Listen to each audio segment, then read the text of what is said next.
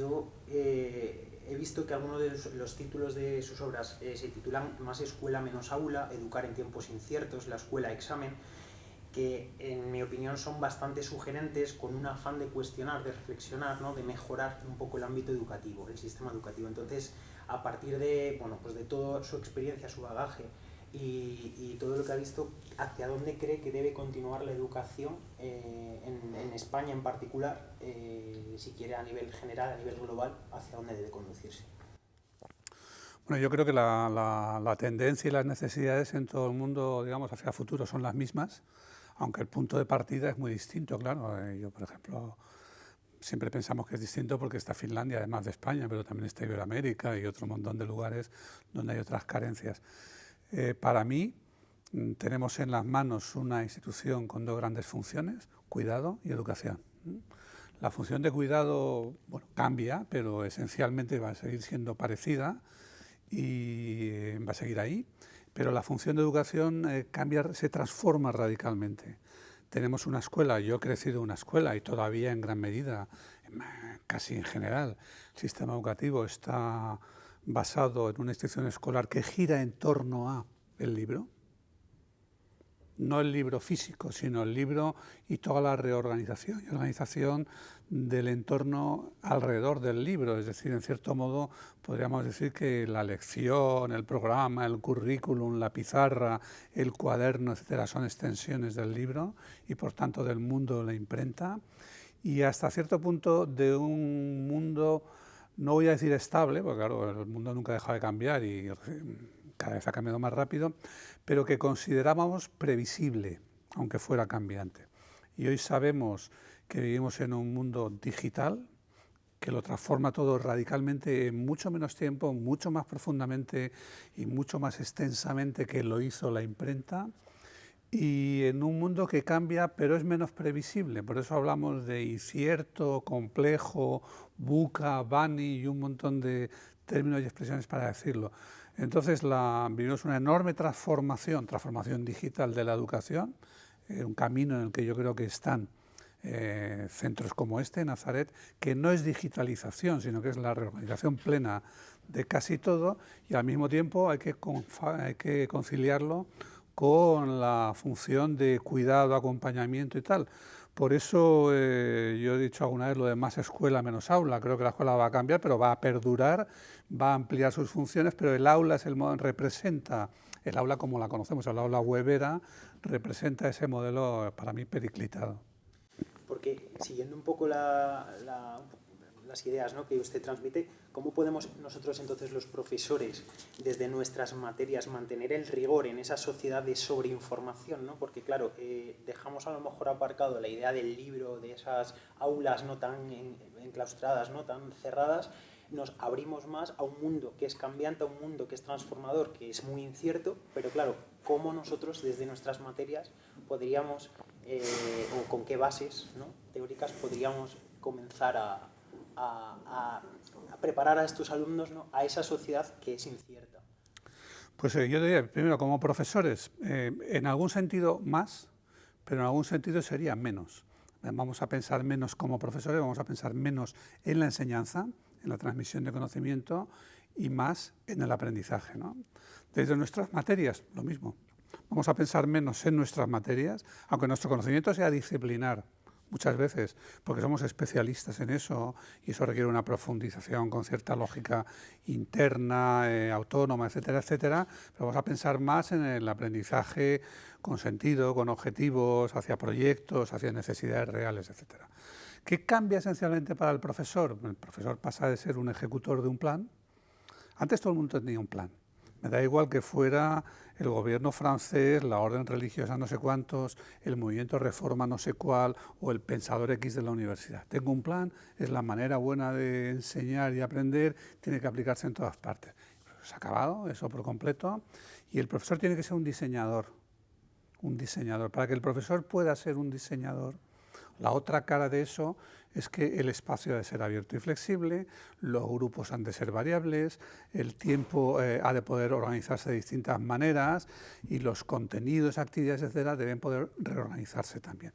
El profesor diseñador no quiere decir que diseñe desde cero, Quiere decir que va a tomar elementos de aquí y de allá, pero lo que debe hacer es diseñar los individual o colectivamente, depende del ámbito, diseñar pues, las actividades, los escenarios, los trayectos de aprendizaje, etcétera, en feedback constante con el alumno y también con las familias, que bueno, pues todos tienen un papel ahí en decir cómo va la cosa. Justamente le quería preguntar por las familias, es decir, ¿cómo hacer entender a las familias, ¿no? Que ellos entiendan, porque también son al final estudiantes de otras generaciones, cómo hacer entender que el rol del profesor cambia, es decir, que ahora es también, o sobre todo, ha de ser un diseñador de esas experiencias de aprendizaje, ¿no? Que no es el mero transmisor con el que sus padres se han formado, ¿no? Ese cambio, ¿cómo se produce para que ellos entiendan que el profe tiene otra forma de enfocar la educación? Las familias son un mundo que sí que hay de todo. Entonces hay familias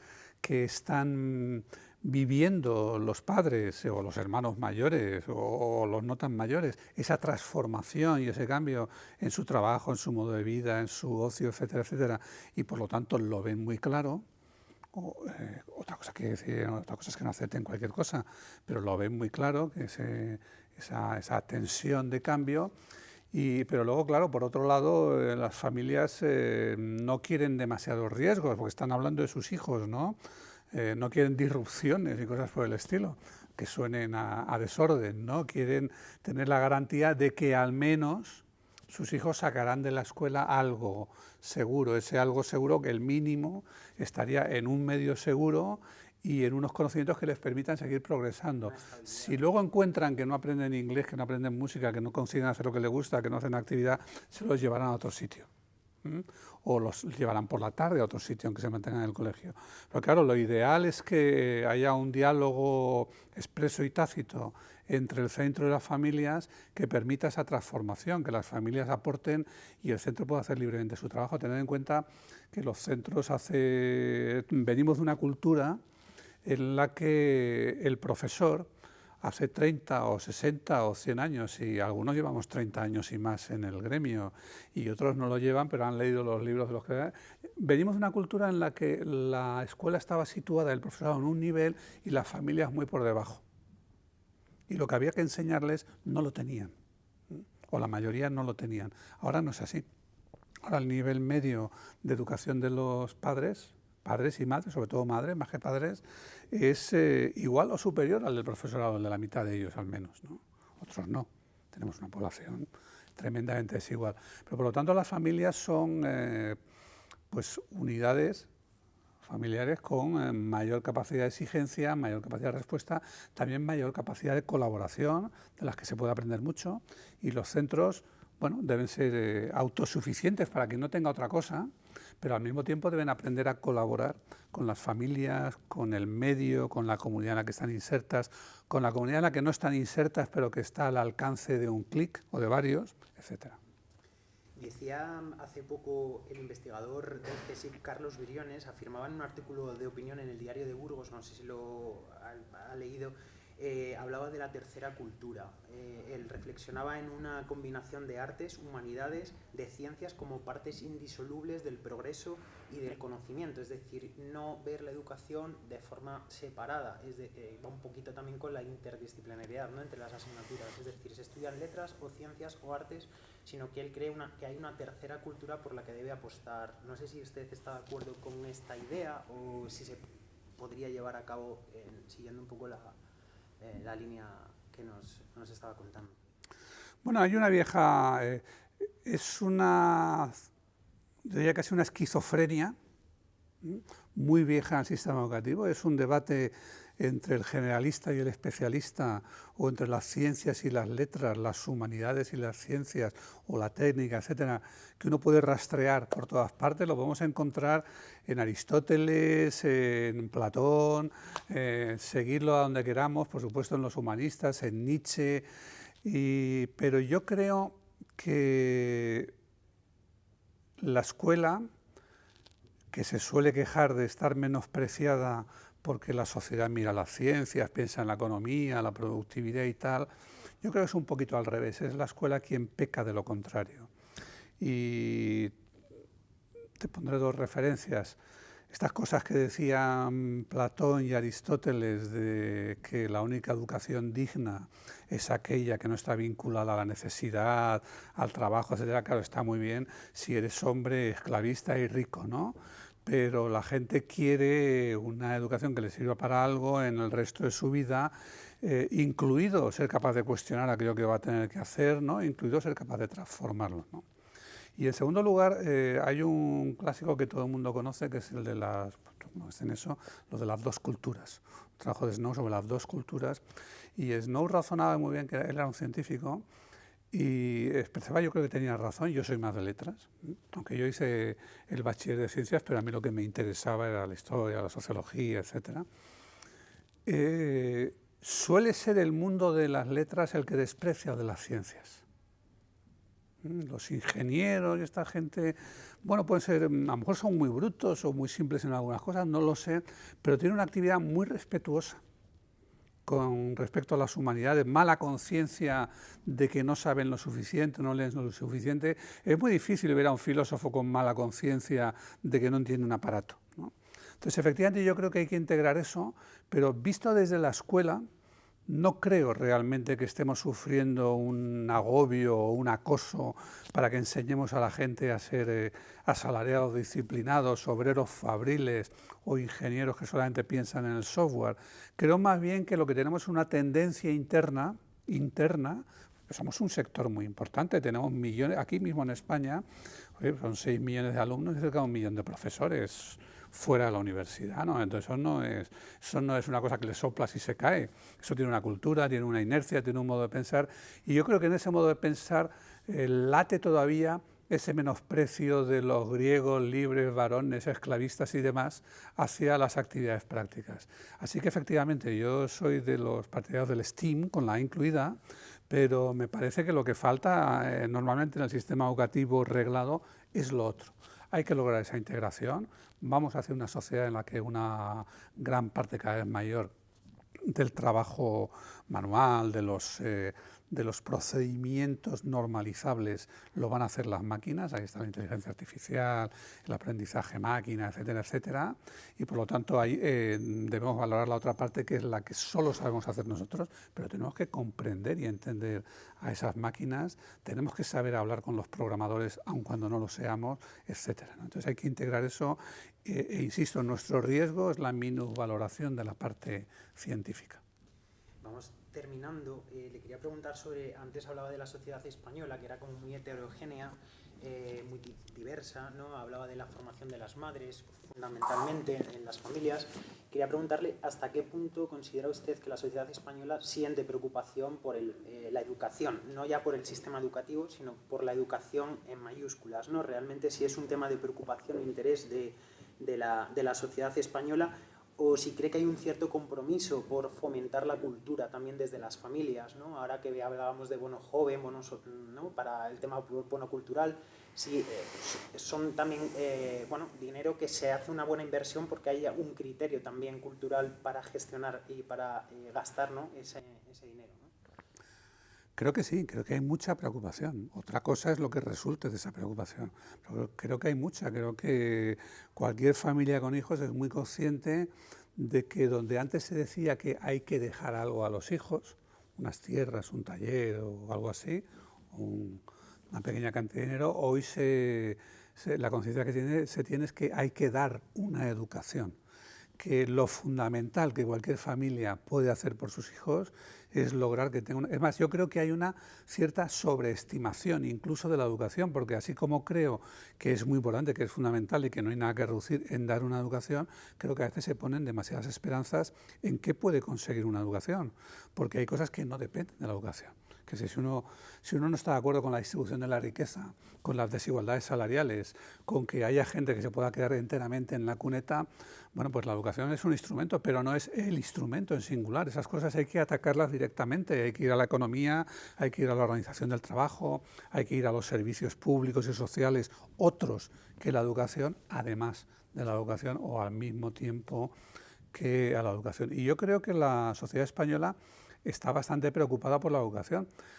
Creo que la idea de que no está preocupada por la educación, bueno, pues es una queja un poco corporativa que se suele alimentar de una mala interpretación, casi siempre una fuente única, que es el barómetro del CIS, donde se le pregunta a la gente ¿cuál cree usted que es el principal problema en España? Entonces, claro, siempre sale el terrorismo, el paro, etcétera, el desempleo, no sé qué, y luego en un cierto punto la educación. Pero la encuesta es lo que es. Le están preguntando cuál es el principal problema, no de dónde cree usted que vienen las soluciones, o a qué le gustaría a usted dedicar el dinero, o de qué se preocupa cuando piensa en sus hijos. Cuando alguien dice que el primer problema es el terrorismo, no está diciendo que haya que fomentar el terrorismo. Por lo tanto, cuando dice que el último problema es la educación, el último, el 17, no está diciendo que no haya que preocuparse de la educación, está diciendo que eso no es un problema. En ese sentido el problema, porque claro, cuando pones juntos terrorismo, desempleo, violencia sexual, educación, contaminación y tal, la palabra problema tiene un sentido, ¿no? Yo creo que la gente cree en la educación. Otra cosa es que sea fácil ponerse de acuerdo con qué hacemos en ella. Hay siempre una dualidad, porque la educación es al mismo tiempo un bien público. Sabemos que para mí es bueno que la persona de al lado esté educada, porque va a ser más cortés, va a respetar ciertas normas, me voy a entender quizá mejor con ella, etcétera, pero al mismo tiempo es un bien privado. Para mí es un problema que la persona al lado esté más educada que yo, porque a lo mejor vamos al mismo empleo a pedirlo y se lo lleva a ella. Entonces, esa dualidad es difícil de manejar. ¿Veremos en España un pacto educativo, un diálogo realmente consensuado en el que partidos políticos, sociedad, conjunto de docentes se sienta satisfecho? No lo sé, no puedo hacer una predicción. Yo creo que deberíamos. En alguna ocasión he escrito sobre eso. Espero escribir más, porque para algo me tragué las 80 y tantas comparecencias del Congreso, a ver qué decía todo el mundo, pero es un trabajo que tengo a medias. Pero estamos en un momento, fíjate tú, en que la política se crispa, vemos que los partidos no son capaces de ponerse de acuerdo en una ley, en la otra, en la composición de un consejo, se insultan por eso, parece que buscan los desacuerdos. Bueno, yo creo que confío en que este momento pase, ¿no? Confío en que pase. En Estados Unidos hemos visto un cierto atisbo de deseo de abandonar la crispación, creo que en Brasil también, en otros sitios también. Pero un pacto educativo es difícil porque la educación es un tema muy ideologizado. Muy ideologizado, pero eso no es un problema fuera de la educación. Me toca decir lo mismo que antes, es un problema fuera y dentro. Yo creo que dentro la gente está, los profesores en particular, estamos muy ideologizados. Tendemos mucho a ver las cosas en términos del bien y del mal. Otra cosa es que sea el bien y que sea el mal para cada uno. A veces uno firma como comunidad escolar cosas que son planteamientos absolutamente sectarios y que dejan al otro, sea quien sea, fuera. Entonces yo creo que ahí hay un proceso necesario de reflexión. No voy a decir de reeducación, porque eso suena a campo de trabajo chino de antaño, pero digamos de desaprendizaje. Hay que desaprender algunos tópicos con los que miramos el mundo de la educación y bueno, pues hay que buscar ese terreno de acuerdo porque la educación es un bien público, lo vuelvo a repetir, es muy larga, así que la gente está en una escuela primaria, luego en la secundaria y tal, son muchos años de educación y cada vez va a ser más permanente, casi eterna, y entonces es necesario un acuerdo, no puede estar bailando al son de ahora me toca este profesor, ahora me toca este otro, ahora gobierna este partido, ahora gobierna otro. Por consiguiente hay que llegar a un compromiso que para mí ha de ser un compromiso razonable en el que habrá cosas con las que cada uno no está de acuerdo, porque no son su propuesta, pero con las que puede convivir. Pues esperamos que haya disfrutado esta mañana en el colegio, que saque también conclusiones, ¿no? Que si tiene algún momento alguna sugerencia que hacernos, por supuesto estaremos abiertos a escucharle y que muchísimas gracias por su atención. Gracias a vosotros y no, sin duda, pero yo hoy vine a aprender aquí.